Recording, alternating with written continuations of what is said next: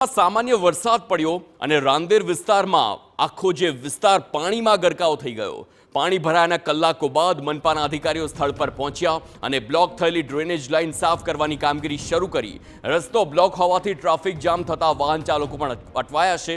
રાંદેર વિસ્તારના મુખ્ય રસ્તાઓ પર પાણી ભરાયા તો ડભોલી હરિદર્શનના ખાડા વિસ્તારમાં પાણી ભરાયા। ડભોલી વિસ્તારમાં પાણી ભરાવાની સમસ્યા વર્ષો જૂની છે તો થોડાક જ વરસાદમાં અહીં પાણી ભરાઈ જવાની સમસ્યા સર્જાતી હોય છે। વરસાદી પાણી ભરાતા વાહન ચાલકોને ભારે હાલાકી ભોગવવાનો પણ વારો આવે છે।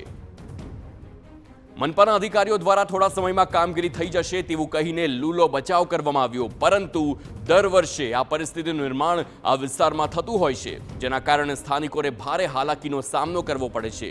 ત્યારે પાણી ભરાવાની સમસ્યાનું ચોક્કસ નિરાકરણ ક્યારે આવશે તે જોવું રહ્યું।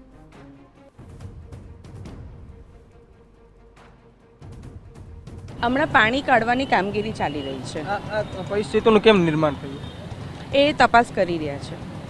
હજુ તો ચોમાસું બાકી છે, ડ્રેનેજ લાઈનો બ્લોક થઈ જાય। સુરત એ મોટી મહાનગરપાલિકા છે, આ પરિસ્થિતિનું કામગીરી પ્રગતિ હેઠળ છે। કેટલી કલાકોમાં છુટકારો મળશે? થોડો સમયમાં થઈ જશે। સામાન્ય વરસાદે જ ખોલી છે સુરતની પોલ। સુરત મહાનગરપાલિકા જે પ્રમાણે કામગીરી કરે છે, અડાજણમાં બદ્રીનાથ મંદિર નજીક આંગણવાડી બહાર પાણી ભરાઈ ગયા તો વરસાદી પાણી ભરાતા કાદવ કીચડનું સામ્રાજ્ય જોવા મળ્યું। આંગણવાડીમાં આવતા વાલીઓ તેમજ બાળકોને હાલાકી ભોગવવાનો વારો આવ્યો। સ્થાનિકોની રજૂઆત બાદ મનપાના અધિકારીઓ સ્થળ પર પહોંચ્યા અને વરસાદી પાણીના નિકાલની કામગીરી હાથ ધરવામાં આવી। તો આ દ્રશ્યો છે આંગણવાડીની બહારના, જ્યાં વરસાદી પાણી ભરાતા કાદવ કીચડનું સામ્રાજ્ય ફેલાયું, જેના કારણે આંગણવાડીમાં આવતા નાના ભૂલકાઓ, વાલીઓ અને આ સાથે જ સ્થાનિક લોકોને ભારે હાલાકી ભોગવવાનો વારો આવ્યો। જો કે હાલ વરસાદી પાણીના નિકાલની કામગીરી હાથ ધરવામાં આવી છે।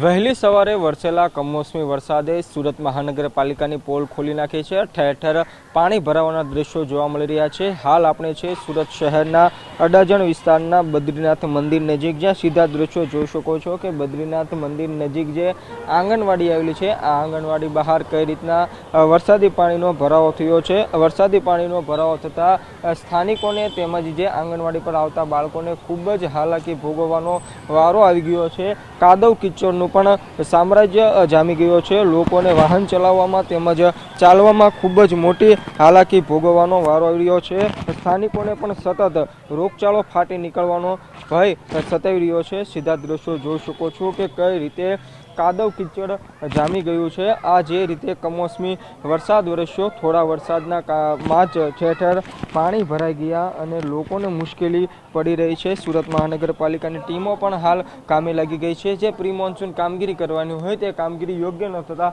આ પરિસ્થિતિનું નિર્માણ થયું છે। દ્રશ્યમાં જોઈ શકો છો કે હાલ જે રોજ આવતી સંખ્યા હોય તેમાં પણ બાળકોની સંખ્યામાં નોંધપાત્ર ઘટાડો પણ જોવા મળી રહ્યા છે। હાલ આપણી સાથે આંગણવાડીના જે વર્કર છે તેની સાથે વાત કરશું। જી, શું નામ છે તમારું, શું હોદ્દો છે?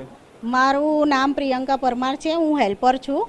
અને આજે સવારે હું આવી, સવારે વરસાદ બહુ હતો એટલે આ પાણી ભરાઈ ગયું છે અને પાણીના લઈને મને બી આવવામાં મુસીબત થઈ છે। હવે મોટાને મુસીબત થાય તેવું નાના છોકરાઓને બી મુસીબત થાય છે આવવામાં। વાલીઓ બધા ઉચકીને મૂકવા આવ્યા છે, એમાં અડધા મારા બાળકો તો આવ્યા જ નથી પાણી કીચડના લઈને।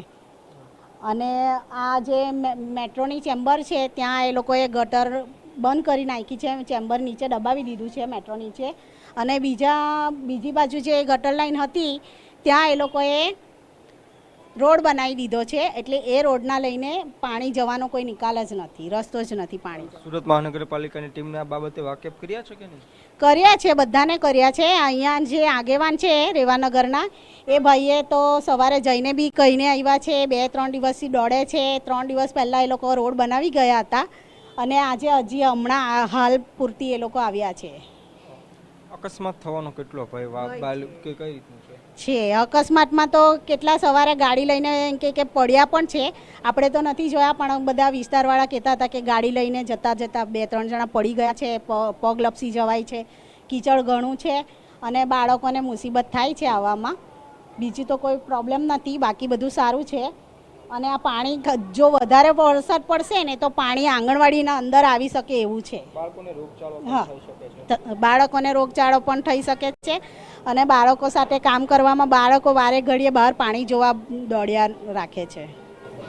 જે બિલકુલ આપ સીધા દ્રશ્યો જોઈ શકો છો કે કલાકો બાદ આખરે સુરત મહાનગરપાલિકાની ટીમ પણ સ્થળ પર પહોંચી ગઈ છે. જેસીબીની મદદથી આ જે વરસાદી પાણીનો જે ભરાવો થઈ ગયો છે તેને નિકાલ કરવાની કામગીરી હાથ ધરવામાં આવી રહી છે. સ્થાનિકોને પણ ખૂબ જ મોટી ભારે હાલાકી ભોગવવાનો વારો આવી રહ્યો છે. જો પહેલાં જ આ કામગીરી કરી હોત તો આ પરિસ્થિતિનું નિર્માણ ન થયું હોત તો રોગચાળો ફાટી નીકળશે તેવી દહેશત વર્તાઈ રહી છે. ત્યારે સુરત મહાનગરપાલિકાની કામગીરીથી હાલ લોકોમાં પણ રોષ જોવા મળી રહ્યો છે. હજુ તો માવઠું થયું છે, ચોમાસું હજુ બાકી છે. ચોમાસામાં શું પરિસ્થિતિનું નિર્માણ થશે તે આપ અંદાજો લગાવી શકો છો. ત્યારે આ સમસ્યામાંથી છુટકારો લોકોને મળે તે ખૂબ જ જરૂરી બની ગયું છે. કેમેરામેન સંજય સાથે મેહુલ ભોકાળવા, TV9 સુરત.